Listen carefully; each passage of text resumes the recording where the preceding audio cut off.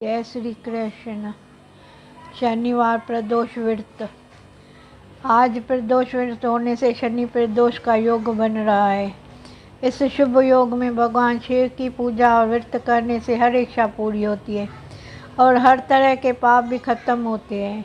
Hindu calendar के अनुसार हर महीने में 2 बार प्रदोष व्रत किया जाता है।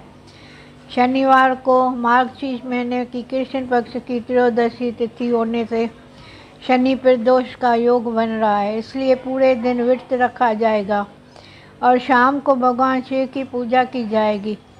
शनि प्रदोष का महत्व है।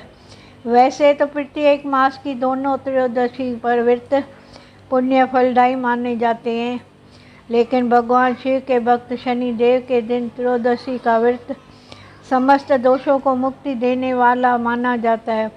संतान प्राप्ति की कामना के लिए शनि त्रयोदशी का व्रत विशेष रूप से सौभाग्यशाली माना जाता है। शनि प्रदोष व्रत कथा।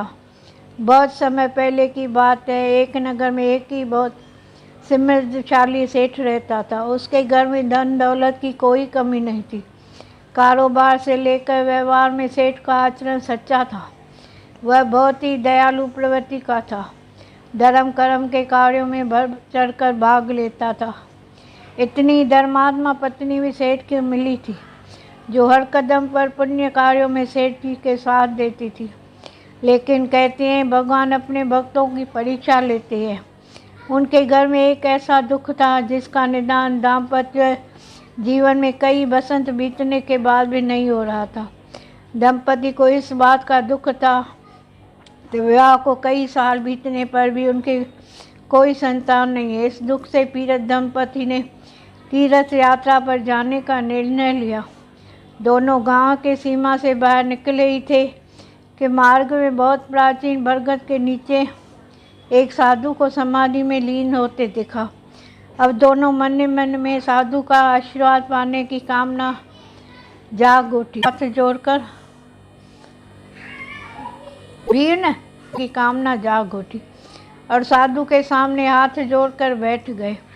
अब धीरे धीरे समय ढलता गया। पूरा दिन और पूरी रात पर से गुजर गई, पर दोनों यथावत हाथ जोड़े बैठे रहे। प्रातःकाल जब साधु समाधि से उठे और आंखें खोली तो दंपति को देखकर मंद मंद मुस्कुराने लगे और बोले, तुम्हारे पीड़ा को मैंने जान लिया है।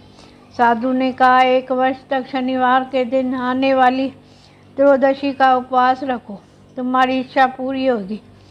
तीर्थ यात्रा से लौटने पर सेठ दंपति ने साधु की बताई विधि अनुसार शनि प्रदोष व्रत का पालन करना शुरू किया, जिसके प्रताप से कालांतर में सेठानी की गोद हरी भरी हो गई और समय आने पर सेठानी ने एक सुंदर संतान को जन्म दिया।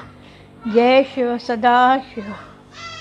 जय शनि प्रदोष व्रत।